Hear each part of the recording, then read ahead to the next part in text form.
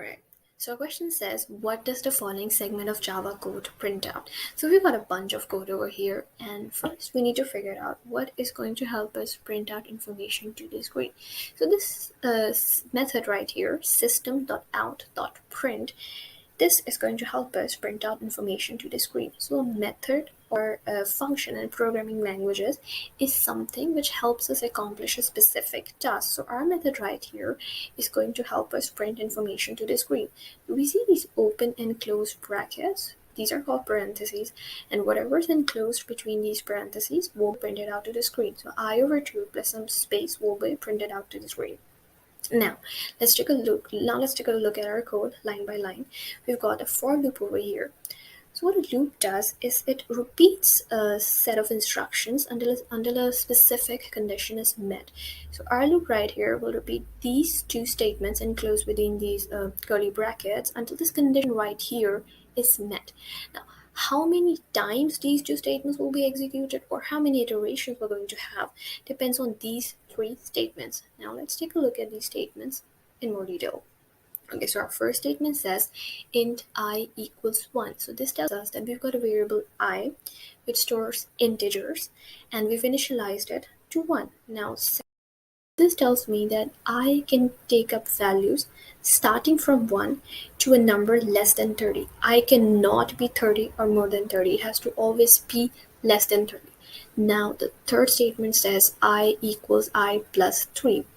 Now, this tells me that after every iteration, we're going to update the value of I by adding 3 to the previous value of I.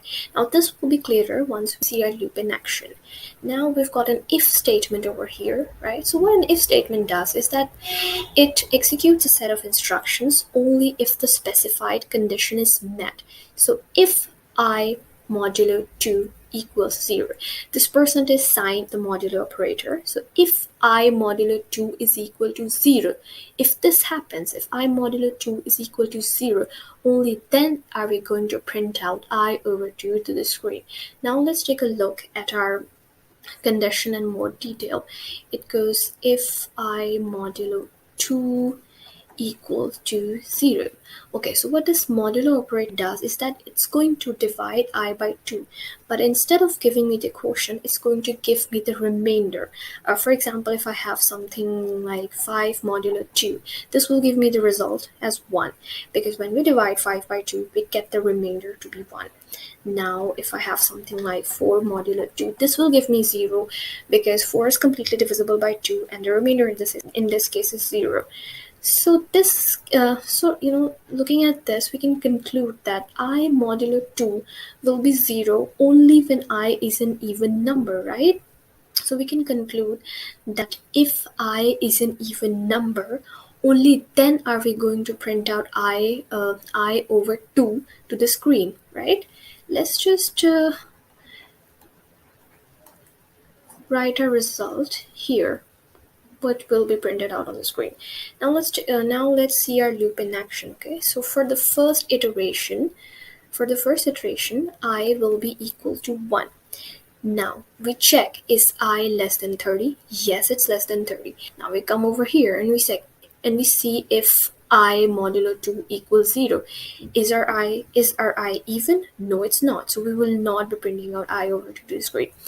Now after every iteration, we have to update our value of I. So after first iteration, like we said, after every iteration, we will add 3 to the previous value of I. So we will add 3 to the previous value of I, which is 1. So our I for the second iteration becomes 4. Now we check, is our I less than 30? Yes, it's less than 30. Is our I even? Yes, it is even. So we are going to print out I/2 to the screen, which would be 2. Now for the third iteration, we update our I, it becomes 7. We check, is our I less than 30? Yes, it's less than 30.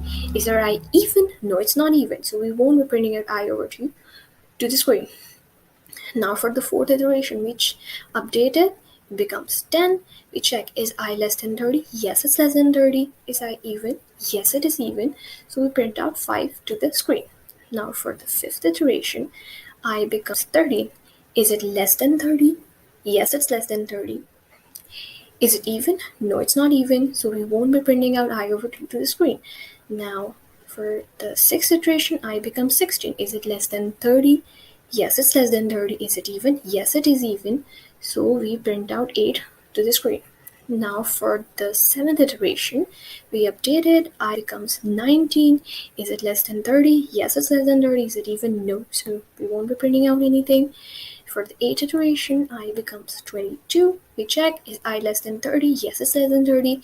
Is I even? Yes, it is even. So we print out 11 to the screen. For the ninth iteration, I becomes 25. We check, is our I less than 30? Yes, our I is less than 30.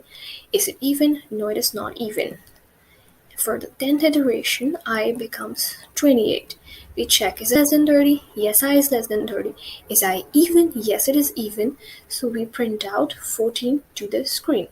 Now for the next iteration, I becomes 31. We check, is I less than 30? No, it's no longer less than 30. And in the beginning, we talked about how a loop works, right? So a loop repeats a set of instructions only if the specified condition is met. So our specified condition was I should be less than 30. This condition is no longer met, so we cannot repeat these two set of instructions. So our loop ends here. So our loop ends at I equals 28, and this is the result. This is the solution to our question. Thank you.